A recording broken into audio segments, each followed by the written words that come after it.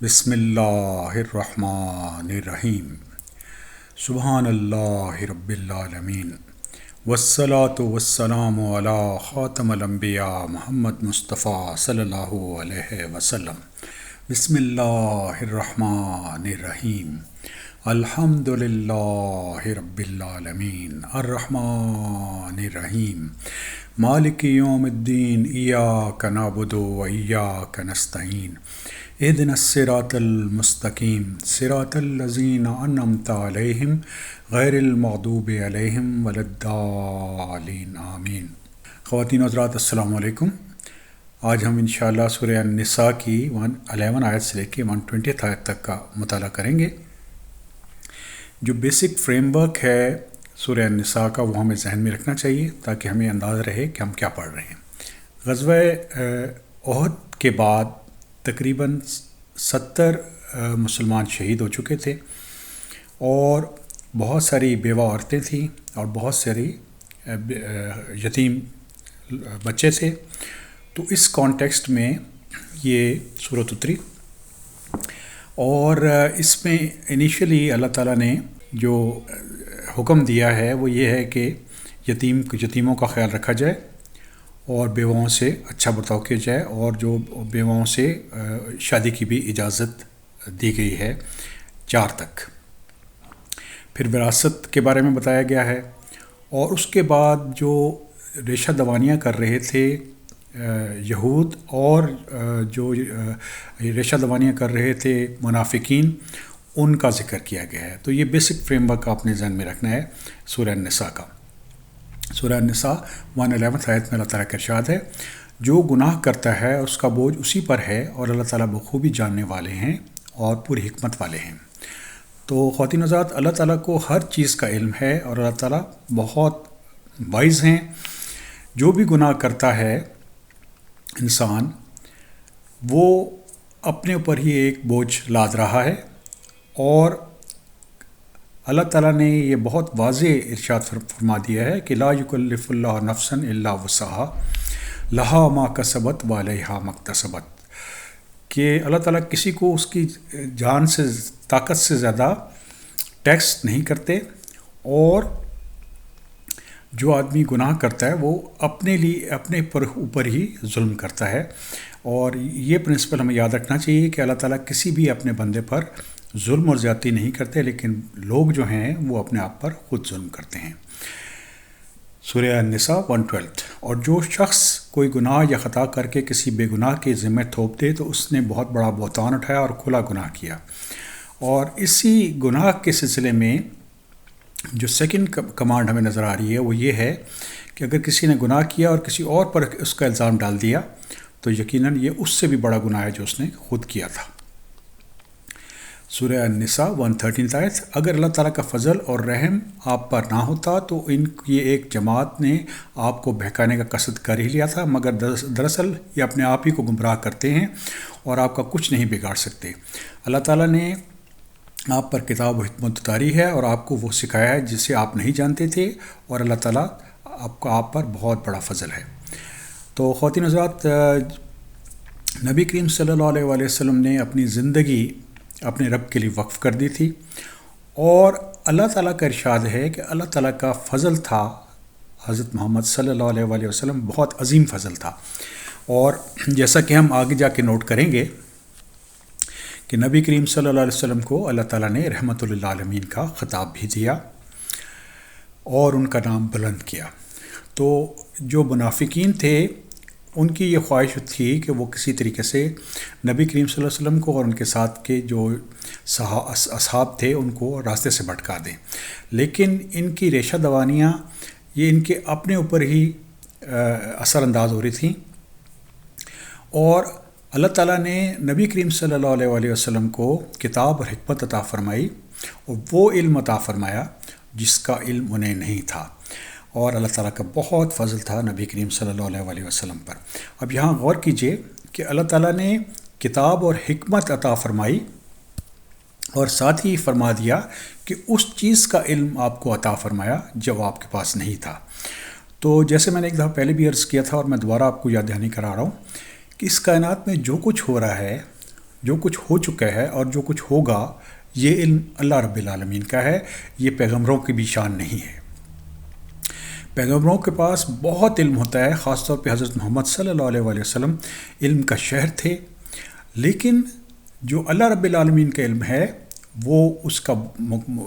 ان کے پاس نہیں تھا، کیونکہ اللہ تعالیٰ کو علم ہے جو انسان کے آگے ہے اور جو اس کے پیچھے ہے، اور کوئی بھی اللہ رب العالمین کے علم پر حاوی نہیں ہو سکتا سوائے اس علم کے جو اللہ تعالیٰ کسی کو عطا فرما دیں۔ یہ میں نے سورہ البقرہ کی 255 آیت کوٹ کی ہے، آیت الکرسی۔ تو تمام چیزوں کا علم جو ہے بنیادی طور پہ علم غیب جو ہے مکمل طور پہ وہ اللہ رب العالمین کے پاس ہے۔ اس علم غیب میں سے اللہ تعالیٰ جس کو چاہیں جتنا چاہیں عطا کر دیتے ہیں۔ سورہ النساء 114۔ ان کے اکثر خفیہ مشوروں میں کوئی خیر نہیں، ہاں بھلائی کے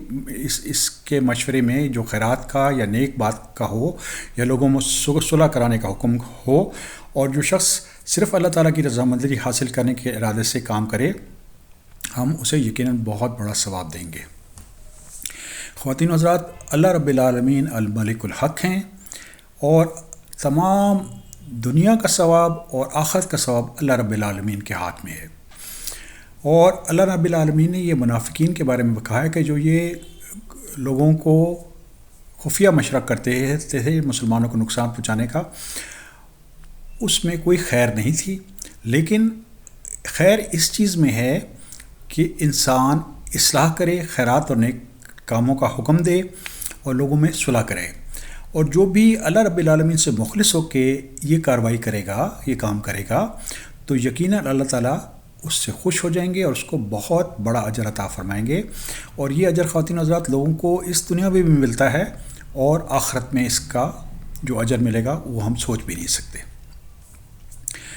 سورہ النساء 115۔ جو شخص باوجود راہ ہدایت کے واضح ہو جانے کے پھر بھی رسول صلی اللہ علیہ وسلم کے خلاف کرے اور تمام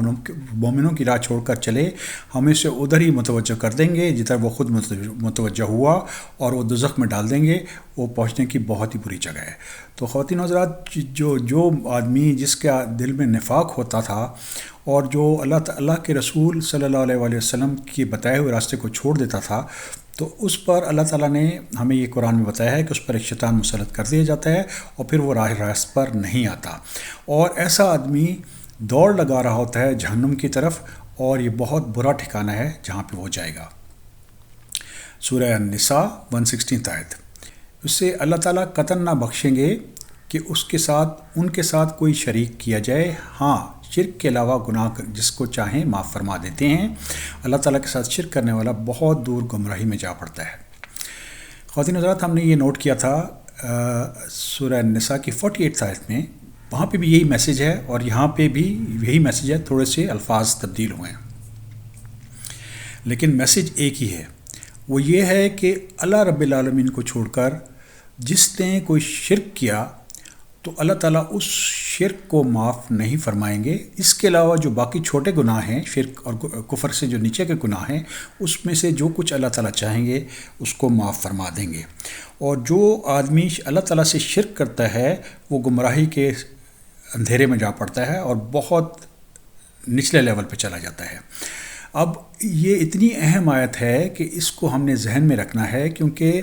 آخرت میں جو آدمی مشرک ہوگا، جو کافر ہوگا، اس کے بارے میں اللہ تعالیٰ نے قرآن پاک میں یہ فیصلہ کر دیا ہے کہ اس کی معافی نہیں ہے۔ اسی لیے یہ ضروری ہے کہ ہم شرک کو دوبارہ سمجھیں، اور جیسے میں نے عرض کیا تھا کہ شرک کو اگر آپ نے سمجھنا ہے تو آپ دو صورتیں اور ایک آیت کو یاد اپنے ذہن میں رکھیں تو آپ شرک کو سمجھ جائیں گے اور کفر کو سمجھ جائیں گے، اور اس طریقے سے آپ اس کو اوائڈ کر سکیں گے۔ پہلی صورت ہے سورہ اخلاص، دوسری صورت ہے سورہ فاتحہ، اور اس کے بعد آیت الکرسی۔ تو جو بھی آدمی شرک سے بچنا چاہتا ہے وہ جتنا تدبر کرے گا سورہ اخلاص پر اور سورہ فاتحہ پہ اور آیت الکرسی پہ، تو وہ اس کو مکمل طور پہ شرک سمجھ آ جائے گا۔ جو شرک اور کفر ہے یہ اللہ تعالیٰ نے قرآن میں بہت ڈیٹیل سے اس بتایا ہے، اور 1/3 آف دا بک اسی ٹاپک سے ڈیل کرتی ہے۔ لیکن یہ اگر آپ سمری کے طور پہ سمجھنا چاہتے ہیں تو اس صورت میں آپ ان دو صورتوں اور ایک آیت کا مطالعہ ان ڈیپتھ کیجیے۔ تو اللہ تعالیٰ کا ارشاد ہے سورہ اخلاص میں کہ کل هو اللہ احد، اللہ تعالیٰ ایک ہیں، اللہ الصمد، اللہ تعالیٰ بے نیاز ہیں، اللہ تعالیٰ کو کسی چیز کی ضرورت نہیں ہے، لم یلد ولم یولد، نہ اللہ تعالیٰ کی کوئی اولاد ہے نہ ہی اللہ تعالیٰ کسی کی اولاد ہے، ولم یکن لہ کفوا احد، اور کوئی اللہ تعالیٰ کے برابر نہیں ہے۔ پہلی چیز جو سمجھ لیجئے کہ اللہ تعالیٰ ایک ہیں، یونیک ہیں۔ اللہ تعالیٰ کی طرح کی کوئی ہستی اس کائنات میں موجود نہیں ہے، اور قرآن ہمیں یہ بتاتا ہے کہ یہ جو کائنات ہے یہ حق سے بنائی گئی ہے، یہ سائے نہیں ہے۔ جیسے آپ کو لوگ تصوف میں بتائیں کہ یہ ساری کائنات سایہ ہے اور اصلی حقیقت اللہ تعالیٰ ہیں۔ قرآن اس چیز کو نگیٹ کرتا ہے اور کہتا ہے کہ ولم یکن لہ کفوا احد، کہ باقی ہستیاں موجود ہیں اس دنیا میں لیکن اللہ رب العالمین کی طرح کوئی نہیں ہے، کیونکہ اللہ رب العالمین یونیک ہستی ہیں، اور اللہ رب العالمین اتنے بزرگ و برتر ہستی ہیں کہ وہ کسی بھی مخلوق پر کسی بھی چیز پر ڈیپینڈنٹ نہیں ہیں، لیکن تمام مخلوق اور تمام چیزیں اپنی بقا کے لیے اللہ رب العالمین پر ڈیپینڈنٹ ہیں۔ اللہ الصمد، اسی لیے سورہ فاتحہ میں اللہ تعالیٰ کا ارشاد ہے کہ ایاک نعبد و ایاک نستعین، کسی بھی صورت میں ہمیں اللہ رب العالمین کی عبادت کو چھوڑ کر کسی اور کی عبادت نہیں کرنی چاہیے، اور کسی بھی صورت میں اللہ رب العالمین کو چھوڑ کر کسی اور کو مدد کے لیے نہیں پکارنا چاہیے۔ جو آدمی یہ چیز کرے گا وہ یقیناً شرک کی گمراہی میں دھکیل دیا جائے گا۔ تو جو اور اہم آیت میں نے آپ سے کوٹ کی تھی وہ تھی آیت الکرسی، اور اس میں اللہ تعالیٰ کا ارشاد ہے کہ پہلی چیز کہ اللہ لا الہ الا هو الحی القیوم، اللہ تعالیٰ ایک خدا ہیں اور وہ خود بھی زندہ ہیں، ان کی وجہ سے باقی کائنات بھی دوام میں اس کو دوام حاصل ہے۔ اللہ لا الہ الا هو الحی القیوم لا تاخذہ سنۃ ولا نوم لہ ما فی السماوات و ما فی الارض، اللہ تعالیٰ کو نہ نیند آتی ہے نہ اونگ آتی ہے، اور جو پوری کائنات ہے وہ اللہ رب العالمین کی ہے۔ اللہ لا الہ الا هو الحی القیوم لا تاخذہ سنۃ ولا نوم لہ ما فی السماوات و ما فی الارض من ذا الذی یشفع عندہ الا باذنہ، وہ کون ہے جو رب العالمین کے سامنے کسی کی سفارش کر سکے بجز اس صورت میں کہ رب العالمین اس کو خود اجازت دیں۔ تو آخرت میں بھی نبی کریم صلی اللہ علیہ وسلم انشاءاللہ ہماری سفارش کریں گے، لیکن شفاعت اللہ تعالیٰ کے حکم سے ہوگی۔ جس آدمی کے بارے میں اللہ تعالیٰ کا حکم آ جائے گا اس کے بارے میں اللہ کے رسول سفارش کریں گے، جس کے بارے میں حکم نہیں ہوگا اس کے بارے میں سفارش نہیں ہوگی۔ اللہ لا الہ الا هو الحی القیوم لا تاخذہ سنۃ ولا نوم لہ ما فی السماوات و ما فی الارض من ذا الذی یشفع عندہ الا باذنہ یعلم ما بین ایدیہم وما خلفہم ولا یحیطون بشیء من علمہ الا بما شاء وسع کرسی السماوات والارض ولا یعودہ حفظہما وہو العلی العظیم۔ تو اللہ تعالیٰ کا ارشاد ہے کہ اللہ تعالیٰ کو علم ہے ان کے آگے ہے جو کچھ ہے اور جو ان کے پیچھے ہے، یعنی مکمل علم ہے رب العالمین کو، اور کوئی بھی ہستی اللہ رب العالمین کے علم پر حاوی نہیں ہو سکتی۔ تمام علم غیب اللہ رب العالمین کے پاس ہے، اور اس تمام کائنات کی بادشاہی رب العالمین کے ہاتھ میں ہے، اور اللہ تعالیٰ کو اس کائنات کو تھامے رکھنے میں اس کو قائم رکھنے میں کوئی تھکن نہیں ہوتی۔ تو یہ ذہن نشین رکھیے خواتین و حضرات کہ علم جو ہے وہ صرف اور صرف جو ہر چیز کا علم ہے وہ صرف اور صرف اللہ رب العالمین کے پاس ہے، نہ کسی فرشتے کے پاس ہے، نہ کسی انسان کے پاس ہے، نہ کسی جن کے پاس ہے۔ اللہ رب العالمین العلی العظیم ہیں، اور یہ انہی کا حق ہے کہ ہم ان کی عبادت کریں اور ان سے مدد مانگیں۔ جس آدمی نے اللہ رب العالمین کو چھوڑ کر کسی اور کی عبادت شروع کر دی اور کسی اور کو مدد کے لیے بلانا شروع کر دیا تو یہ آدمی یقیناً بہت شدید خسارے میں رہے گا، کیونکہ رب العالمین نے قرآن میں یہ فیصلہ سنا دیا ہے کہ اللہ رب العالمین کسی بھی صورت میں شرک اور کفر کو معاف نہیں فرمائیں گے۔ تو پہلی چیز تو یہ ہے کہ ہمیں تھیوری میں یہ پتہ ہونا چاہیے کہ شرک کیا چیز ہے اور کفر کیا چیز ہے، اور اس کے بعد آن گراؤنڈ ہمیں یہ پریکٹس کرنا چاہیے کہ ہم کسی بھی صورت میں اللہ رب العالمین کی عبادت اللہ رب العالمین کے علاوہ کسی اور کی عبادت نہ کریں، اور کسی اور کو اللہ رب العالمین کو چھوڑ کر کسی اور کو مدد کے لیے نہ بلائیں۔ ایاک نعبد و ایاک نستعین، اس پر ہمیں اپنی زندگی گزارنی چاہیے اور اسی پہ ہمیں اپنی موت آنی چاہیے، کیونکہ قرآن کہتا ہے کہ فلا تموتون الا وانتم مسلمون، کہ تمہیں موت نہ آئے اس سوائے صورت میں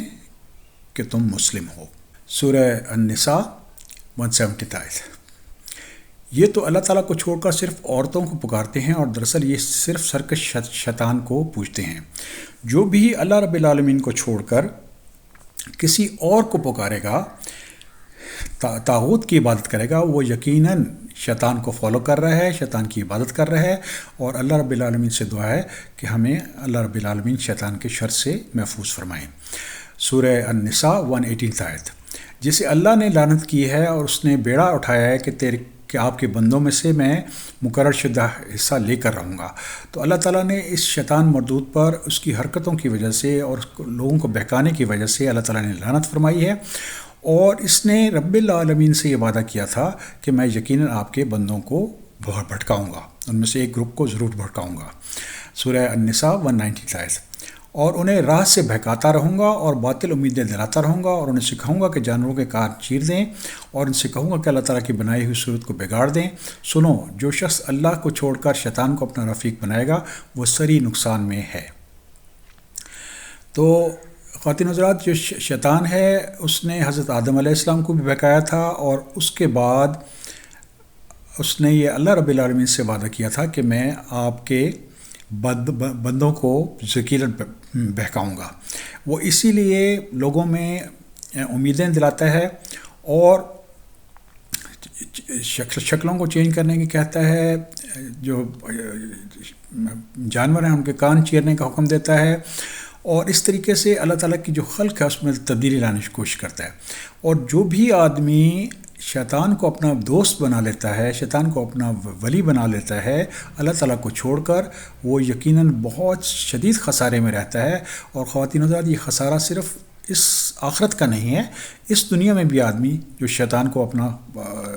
ولی مانتا ہے اور گائیڈ مانتا ہے اس کو بہت نقصان ہوتا ہے۔ سورہ النساء 120 آیت۔ اور وہ ان سے زبانی وعدہ کرتا رہے گا اور سبز باغ دکھاتا رہے گا، مگر یاد رکھو شیطان کے جو وعدے ان میں سے ہیں وہ سراسر فریب کاریاں ہیں۔ تو خواتین حضرات، یہ یاد رکھیے کہ شیطان کی اسکیم بہت ویک ہوتی ہے۔ جو اللہ تعالیٰ کے ولی ہوتے ہیں، جو اللہ تعالیٰ کے اچھے بندے ہوتے ہیں، جن کے دل میں ایمان اور تقویٰ ہوتا ہے، ان پر شیطان کا اسکیم کا اثر نہیں ہوتا، کیونکہ یہ شیطان جو ہے یہ صرف وعدے تو ضرور کرتا ہے، لیکن اس کے تمام وعدے فریب ہوتے ہیں۔ اور ہمیں قرآن میں یہ حکم دیا گیا ہے کہ ہمیں اللہ رب العالمین سے پناہ مانگنی چاہیے شیطان مردود کے خلاف، کیونکہ اگر کسی آدمی نے شیطان کا راستہ اپنا لیا تو یہ راستہ اس کو سیدھا جہنم کی طرف لے جائے گا۔ اور اللہ تعالیٰ سے دعا ہے کہ اللہ تعالیٰ ہمیں شیطان کی فریب کاریوں سے بچائیں۔ الحمدللہ رب العالمین۔